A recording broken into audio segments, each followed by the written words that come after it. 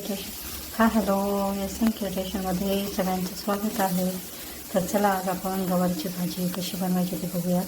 तिथे मी गवार निवडून घेतलेली आहे आणि ते छान अशी तव्यावर भाजून घ्यायची. तिला स्वच्छ धुवून घ्यायची आधी 2-3 पाण्याने आणि छान अशी भाजून घ्यायची, गरम करून घ्यायची आंबाळूंबा या अशा पद्धतीने.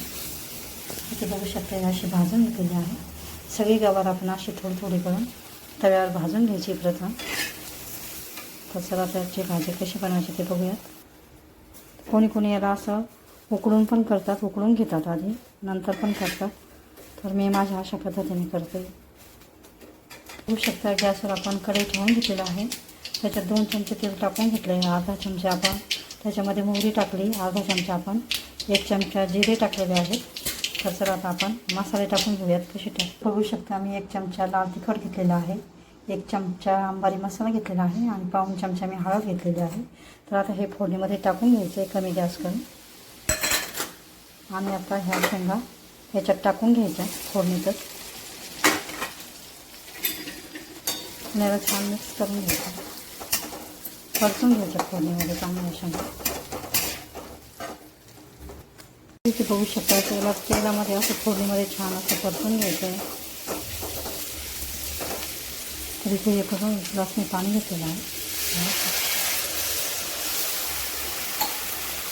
हे 1 ग्लास पाण्यामध्ये पावशेर शेंगा शिजून येतात अंदाजे. याला असं 10-15 मिनटं छान शिजवून घ्यायचे आहेत. तर चला, तर इथे बघू शकता, आता आपण अर्धा चमचा इथे मीठ टाकून घ्यायचं आहे. हे कोरडी भाजी असल्यामुळे थोडं कमीच मीठ टाकायचं आहे. याला छानसा मीठ टाकून झालेलं आहे. आता याला छान शिजवून घ्यायची आहे. ताट ठेवून छान शिजवून घ्यायची, पूर्ण कोरडी होऊ द्यायची आपली भाजी. तर इथे बघू शकता, 1 वाटी मी शेंगदाणे घेतलेला आहे, छोटी वाटी. 1 छोटी वाटी शेंगदाणे गरम करून घेतलेलं आहे, भाजून घेतलेलं आहे. आता याला छान जाडसर करायचं. तर इथे बघू शकता, अशा छान आपल्या कोरडी शेंगाची भाजी तयार झालेली आहे. पूर्ण पाणी आटून गेलेलं आहे आणि छान आपल्या अशा शेंगा पण शिजलेल्या आहेत. तर असं पाणी आटून गेल्यानंतर अशी गॅस बंद करून टाकायचा आहे. ही भाजी आपण डब्यासाठी देऊ शकतो किंवा वरण भातासोबत, खिचडीसोबत तोंडी पण लावू शकतो किंवा पोळीसोबत, भाकरीसोबत पण खाऊ शकतो. तर याच्यामध्ये आपण अशी पण ठेवू शकतो किंवा याच्यामध्ये आपण शेंगदाण्याचं वरून कूट पण टाकू शकतो थोडंसं. तर वाटलंच तुम्हाला शेंगदाण्याचं कूट पण तुम्ही याच्यावरून टाकून घेऊ शकता.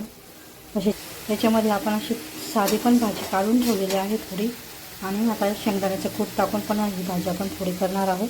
तर वरून असं थोडंसं 2-3 चमचे आपण शेंगदाण्याचं कूट टाकून घ्यायचं आहे. अशी कोरडी भाजी छान लागते अशी पण, इथे बघू शकता. आणि अशी भाजी आपण मुलांना, माणसांना पण अशी डब्यासाठी आपण ही भाजी देऊ शकतो. अशी भाजी छान तयार होते. तर माझी जर व्हिडिओ आवडत असेल तर लाईक करा, शेअर करा, चॅनलला सबस्क्राईब करा.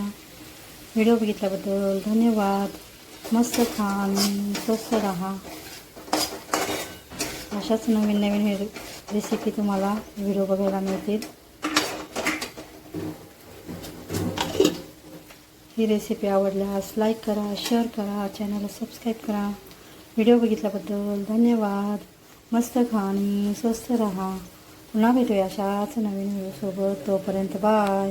तर इथे बघू शकता, अशा छान आपल्या 2 प्रकारच्या भाज्या तयार झालेल्या आहेत. ही आहे शेंगदाणे टाकून केलेली कोरडी भाजी आणि ही मिठात भाजी, तेल मीठ टाकून केलेली भाजी. तर अशा 2 पद्धतीने आपण गवारीच्या शेंगाची भाजी बनवलेली आहे. तर हा व्हिडिओ आवडल्यास लाईक करा, शेअर करा, चॅनलला सबस्क्राईब करा. व्हिडिओ बघितल्याबद्दल धन्यवाद.